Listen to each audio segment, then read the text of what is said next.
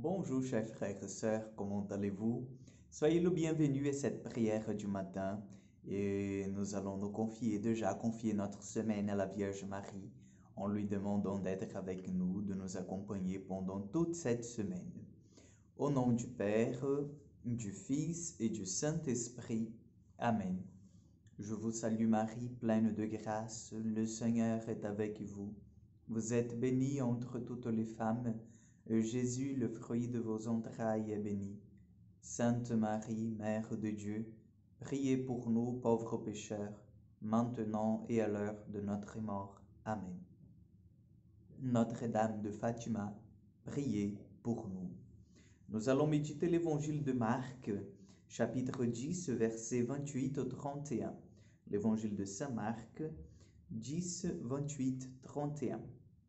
En ce temps-là, Pierre se mit à dire à Jésus, « Voici que nous avons tout quitté pour te suivre. » Jésus déclara, « Amen, je vous le dis, nul n'aura quitté à cause de moi et de l'Évangile une maison, des frères, des sœurs, une mère, un père, des enfants ou une terre sans qu'ils le reçoivent, en ce temps déjà, le centuple.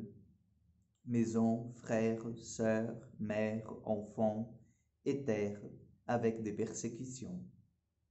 Et dans le monde à venir, la vie éternelle. Et dans le monde à venir, la vie éternelle. Gardez bien cela. Beaucoup de premiers seront les derniers, et les derniers seront les premiers. Acclamons la parole de Dieu. Chers frères et sœurs, nous voyons dans cet évangile la grandeur de la générosité du Seigneur.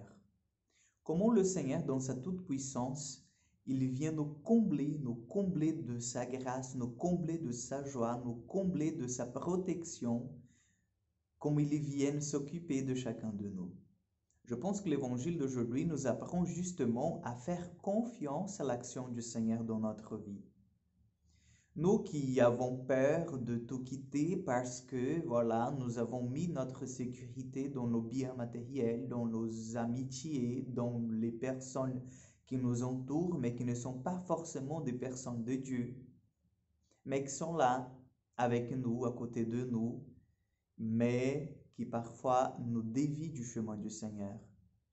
Donc l'évangile d'aujourd'hui, c'est pour moi, c'est pour vous, c'est pour que nous puissions faire une relecture de notre vie et que nous puissions voir en quoi nous avons besoin en fait de quitter pour suivre le Seigneur.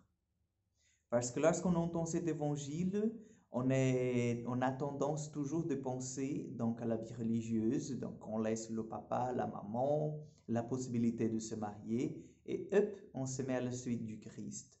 C'est aussi pour les religieux, mais les laïcs vivent cette même dimension dans le sens où nous devons tout quitter, tout ce qui ne nous amène pas au Seigneur, tout ce qui nous dévie du chemin, nous détourne du chemin du Seigneur, nous devons tout quitter pour le suivre.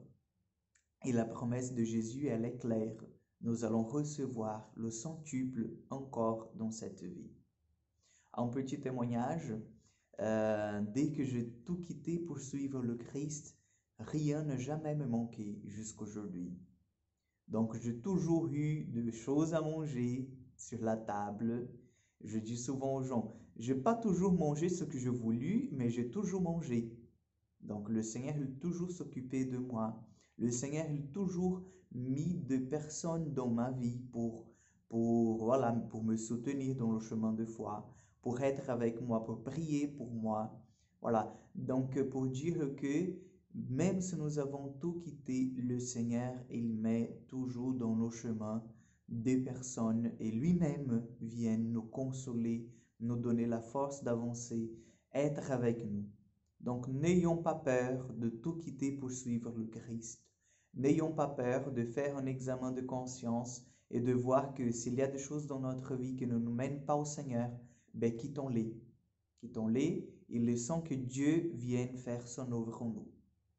Je vous donne ma bénédiction et je vous souhaite déjà une excellente journée. Le Seigneur soit avec vous. Que Dieu Tout-Puissant vous bénisse, le Père, le Fils et le Saint-Esprit. Amen. Je vous souhaite une excellente journée. Que Dieu vous accompagne et à demain pour encore une prière du matin.